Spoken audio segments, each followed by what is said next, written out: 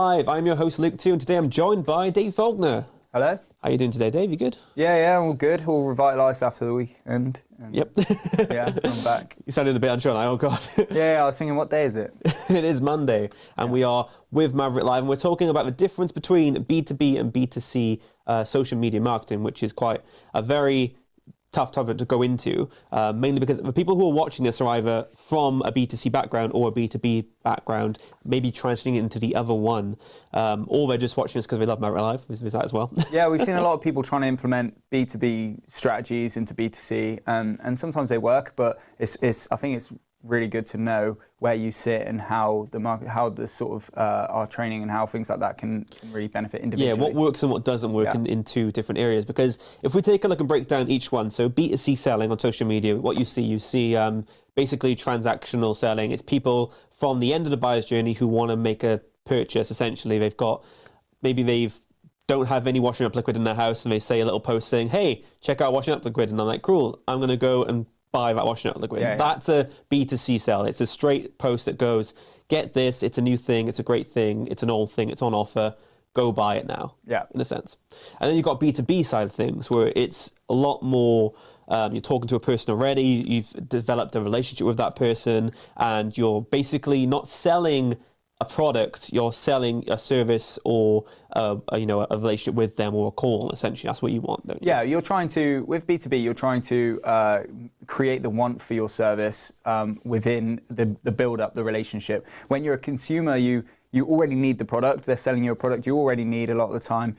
So it's just about, they want a transaction. But a business, say I'm selling, say, content marketing, they might not realize their content isn't up to speed. So you need to almost tell them that by creating a relationship, building that sort of trust that you know what you're talking about, and then leading that into, here's how I can help you. Yeah, with B2C, you're building up a brand. With B2B, you're also building up a brand with your marketing, but you're changing the wording and phrasing so you can get in with like a conversation and an inbound lead, in a sense. Yeah. So it can be quite tough, because you can see a lot of people who go from the B2C side of marketing and to going into B2B marketing and think to themselves, well, it's going to be the same thing. I'm just going to brag about my services. I'm going to talk about how great we are. Yeah. But you can't be doing that with your marketing materials out there for B2B. You need to be focusing on, like I said, problems that people are having. You need to be showing them that they have that issue, because a lot of the time, with a B2C, or just when you're buying customers anyway, it's all, you can tell that they want to get that product. So with B2B, it's, you need to find a way to tell them that they need the service without being obviously too aggressive with it. Yeah, it's almost using a lot of emotive language. With businesses, I think when they target each other, they're using a lot of industry jargon, they know what language to talk to their own industry and to other businesses, and it's got to be, they'll talk in a certain way. When you're talking to a consumer, you're talking emotively a lot of the time, as if you're the consumer. So you're trying to, their language is completely different, basically. So you can use the same strategies, but your language and visually, you have to be very different. Yeah, it's gone from buy to book a call, talk to us, get involved, we want to talk to you and like take things further. Yeah. Because you're not going to sell straight away from a post. It can happen, but it happens very like in a small scale. Percentage is low, yeah. Speaking of percentages, metrics is a thing which people for B2B and B2C is quite different. So if you look at the posting metrics for a B2B versus B2C marketing, B2C is very much about, high figures, high engagement. But with B2B marketing, their metrics, it needs to be more focused and targeted. You need to show that you are going for the right accounts. Account-based marketing, in a sense, is really big in B2B. Yeah.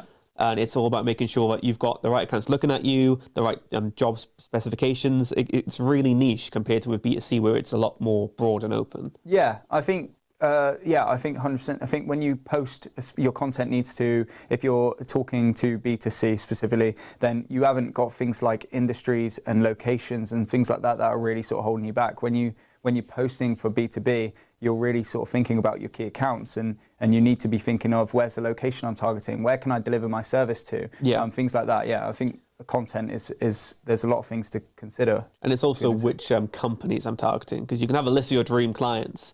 And I'd say when it comes to B2C, there's a selection of people who you want to talk to. But with B2B, it's more there's companies you really want to do business with. Is that one company you're like, great, if I land that company, that's an amazing sale for me. Yeah, absolutely. It can be the difference between hitting your target and not one sale a lot of the time with one key client. And I think that's what relational selling to B2B is really important for, and is getting, instead of focusing on the smash and grab techniques out there, is hitting the, you're creating a focused focal point when you're trying to sell, and you're really sort of going for your key targets instead of just putting a post out there, looking at who's viewed it, sort of accepting who it is. You really can focus on the key ones. So we said B2C doesn't work with B2B. Do you think B2B works with B2C?